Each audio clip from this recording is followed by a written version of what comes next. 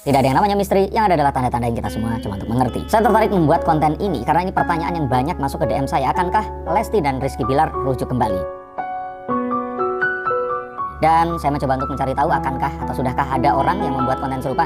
Ini tercatat Mbah Mijan, juga ada salah satu adik junior saya di sulap yang beberapa kali mungkin dia juga belajar ke saya sih di sini, dan ini namanya Marcel Wen. Dia ini meramal bahwa ada kemungkinan jika Lesti dan Rizky Bilar ini rujuk kembali. Ya, kemungkinan itu ada sih. Tapi yang menarik bukan ramalannya. Yang menarik adalah banyak sekali komentar yang mengatakan ramalannya adem banget. Semuanya kayaknya cuman di sini yang nggak memojokkan dan sebagainya seperti itu. Yang saya kira ya wajar, karena tentu saja sebagai seorang Leslar lovers yang setelah 2 tahun ini melihat kebersamaan mereka terus terjadi hal seperti ini, masih di fase yang tidak percaya bahwa ini semua terjadi. Tapi yuk kita akan bicara tidak hanya dari harapan saja, tidak hanya dari anggapan dan juga harapan mendengarkan ramalan atau pernyataan yang adem, yang sesuai dengan keinginan, tapi kita juga melihat fakta-fakta yang ada di lapangan. Tetap Rizky Bilar di sini hanya sebagai terlapor, belum menjadi tersangka, bahkan belum naik menjadi terdakwa atau apapun juga. Artinya kita angkat semua hal tentang presumption of innocence atau praduga tidak bersalah. Kita masih menganggap hal ini tidak dilakukan. Tapi di sisi yang lain kita pun juga harus percaya bahwa Lesti telah mengalami KDRT. Yuk kita akan lihat fakta-fakta apa yang akan bisa kita baca. Kembali di sini kalau kalian menginginkan konten yang adem, mungkin tidak di sini, karena kita akan melihat fakta-fakta yang bertolak belakang dengan hal itu tadi. Tapi tidak apa-apa, tidak harus berkomentar. Mungkin kalian ingin mengetahui yang sesungguhnya apa, kita akan lihat menggunakan kartu. Dan kartu yang pertama ini menunjukkan bahwa hasil visum keluar ini menunjukkan fakta yang selama ini belum diungkap. Visum et repertum atau sesuatu yang tertinggal dari sebuah kejadian yang diadukan ini adalah bukti otentik ilmiah yang tidak akan bisa kita fabrikasi. Artinya bukti itu berbicara untuk dirinya sendiri. Dan dari visum yang keluar ini disebutkan bahwa terjadi beberapa lebam di beberapa bagian tubuh Dedek Lesti ini.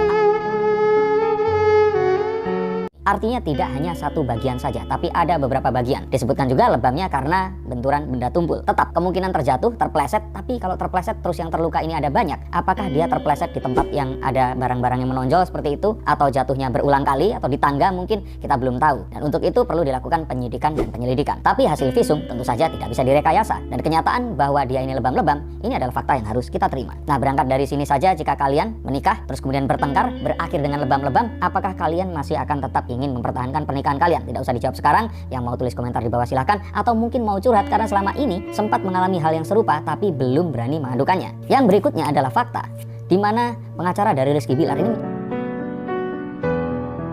menyampaikan fakta-fakta yang ternyata bertolak belakang dengan apa yang selama ini diasumsikan dari laporan dan isi laporan yang dibuat oleh Dedek Lesti ini. Seperti bukan dibanting tapi kebanting. Lalu itu bukan dipukul tapi ditepis. Dan penepisan terjadi karena adanya dugaan menarik kalung yang dikenakan oleh Rizky Bilar.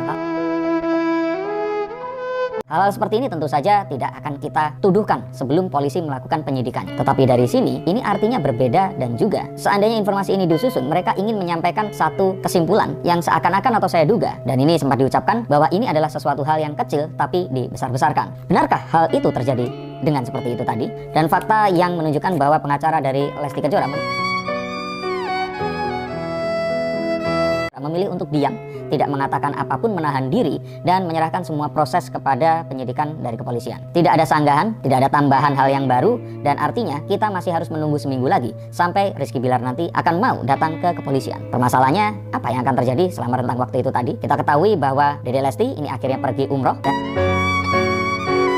dan Rizky Bilar yang terkena gangguan psikis harus berjumpa dengan ustadz salah satunya. Dan apakah akan ada komunikasi di antara mereka? Kita harus ingat bahwa kita di sini ini baru bicara tentang KDRT-nya, belum perselingkuhan yang terjadi. Tapi anggap saja perselingkuhan itu tidak terjadi pun. KDRT ini adalah sesuatu yang lebih berat daripada apa yang satunya itu tadi. Mungkin ada beberapa orang, termasuk pasien-pasien yang menelpon saya, memaafkan saat suaminya berselingkuh. Tapi KDRT itu level yang berbeda. Tidak hanya psikis, tapi fisik pun dilukai. Tapi kembali, jika ini benar dilakukan. Karena jika tidak, maka sebenarnya akan sangat kasihan terhadap Rizky Bilar. Dan karenanya saya selalu mengajak kalian semua untuk mengangkat praduga tidak bersalah. Tapi kembali, kita pun harus percaya kepada Dedek Lesti yang telah membuat laporan tentang apa yang terjadi. Tapi yuk kita sekarang akan masuk ke fakta laporan itu sendiri. Ini masih tetap edisi spesial untuk kalian yang mengharapkan ramalan yang adem dan masih berharap mereka akan kembali. Jika ternyata apa yang terjadi itu disangsikan dan ini semua adalah hal kecil yang dibesar-besarkan, apakah artinya ada dugaan bahwa Dedek Lesti ini sebenarnya drama, melebih-lebihkan, membuat hal yang kecil terus dibesar-besarkan. Jika memang seperti itu, apa untungnya untuk Dedek Lesti? Mengapa dia harus menyakiti dirinya sendiri, atau misalkan kalau terjatuh terus kemudian dia membuat lebih lebam lagi? Apakah memang betul ada dugaan itu? Tapi anggap saja seandainya betul, apa untungnya? Dan jika dia membuat laporan polisi, artinya ini adalah dia harus siap semua hal ini menjadi viral seperti sekarang ini tadi. Dan apa yang akan didapatkan dari keviralan ini? Apakah uang? Apakah kepopuleran? Saya pikir malah akan sebaliknya. Artinya kita harus berpikir, apa yang terus kemudian membuat Dedek Lesti ini akhirnya mengorbankan sesuatu yang seharusnya ini bisa lebih besar, lebih indah, lebih kaya, lebih terkenal, dan akhirnya dia memilih untuk melapor ke polisi. Dia tahu ini akan viral dan bisa saja berujung kepada perceraian. Apakah Dedek Lesti tidak menghitung tentang kerugian kontrak yang akan dialaminya? Yang tentu saja dia mendapatkan popularitas yang lebih lagi karena hubungannya bersama dengan suaminya dan anak yang dilahirkannya. Artinya di sini saya tidak menemukan motif jika ternyata ini diduga dilebih-lebihkan. Apa keuntungan yang akan didapatkan? Malah kerugian yang akan terkandung di dalamnya. Seharusnya kan dia nggak perlu lapor. Dan ada lagi dugaan bahwa sebenarnya mereka berdua ini sudah baikan lagi. Jadi sudah disuapin, terus kemudian sudah nggak terjadi apa-apa. Nah, tapi ada pihak ketiga yang mengompori mereka, diduga ya, untuk membuat laporan. Nah, ini semakin juga kalau saya pikir tidak masuk akal. Karena buat apa Dedek Lesti akhirnya melapor jika dia mengetahui bahwa ini hanya akan merugikan dia dan juga orang yang dia sayangi? Ini artinya bisa saja diduga Dedek Lesti sudah hilang kesabaran. Bisa jadi dan diduga ini tidak terjadi kali ini saja. Dan ini bisa jadi adalah puncaknya. Dan jika memang demikian, bukankah seharusnya kalian semua para wanita mendukung apa yang dilakukan oleh Dedek Lesti? Dan jika nanti terbukti benar apa yang dilaporkan, harusnya kalian semua mengecam apa yang dilakukan oleh Rizky Bilar. Ingat, jika benar, maka kemudian saya nggak mengerti kepada orang-orang yang masih berharap mereka akan bersama.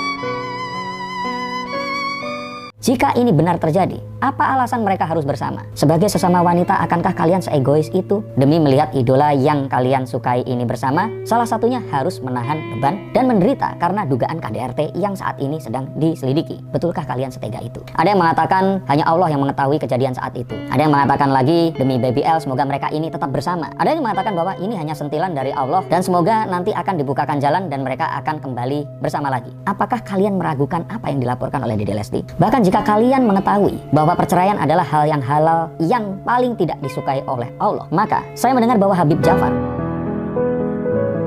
mengatakan perceraian itu menjadi wajib jika ternyata melanjutkan pernikahannya hanya membawa keburukan. Masih tega mendoakan bahwa mereka akan terus bersama jika benar ini terbukti. Dan jikalau memang baikannya itu ada, maka kita harus tahu siklus dari KDRT itu. Untuk yang pernah mengalami KDRT, bantu saya dengan menuliskan komentar kalian di bawah sini. Tapi tahukah kalian bahwa siklus KDRT itu adalah terjadi, kemudian meminta maaf, terus kemudian membaik-baiki dengan memberikan sesuatu yang berlebihan, terus kemudian menyayangi bak honeymoon, terus kemudian biasa lagi, dan dilakukan KDRT lagi, dan berulang lagi seperti itu. Saya tidak menggiring opini, karena saya tetap memberikan dua hal yang mungkin akan terjadi, jika benar dan jika tidak. Maka jika kalian memang menyayangi Dedek Lesti, jika kalian memang Leslar lovers, maka dukunglah Dedek Lesti dengan semua pernyataannya itu tadi. Dan dukung Dedek Lesti jika dia memang akhirnya memutuskan untuk mengakhiri ini semua. Jika semuanya memang terjadi, saya tetap fair dong, dan tidak hanya menceritakan hanya dari satu sisi saja. Dan untuk itu, saya katakan bahwa mereka berdua ini tetap harus dipisahkan. Jangan pernah disatukan atau berjumpa. Selama penyidikan ini terjadi, dua orang ini tadi jangan disatukan. Ada hal yang lebih ditakutkan lagi jika ternyata ini diduga terjadi, yaitu gaslighting, yang mungkin saja akan bisa dilakukan. Mau tahu gaslighting itu apa? Silahkan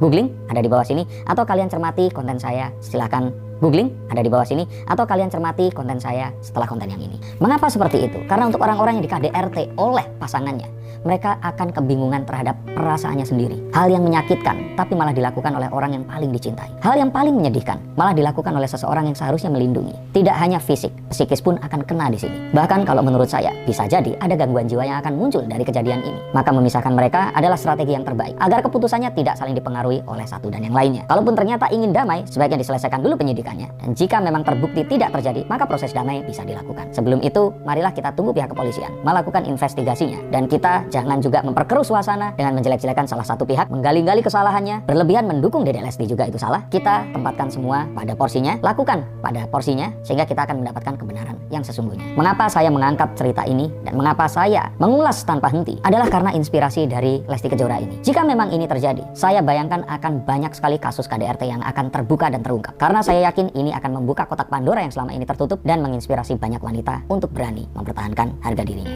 Apakah kalian salah satu korbannya? Dan jika kalian mengalami KDRT dan sulit keluar dari kondisi ini, saya persilahkan untuk menulis komentar atau mengirimkan pesan ke nomor saya. Jika ternyata apa yang menimpa kalian ini sudah mengancam jiwa, dan jika kalian juga ketakutan akan ini semua, silahkan tuliskan dan saya akan membalas dengan ramalan secara cuma-cuma, agar kalian bisa membuka mata dan menyadari bahwa kalian semua bernilai. Jika tidak untuk diri kalian, paling tidak untuk anak-anak yang kalian sayangi dan menyayangi kalian. Terima kasih, sampai jumpa dan salam.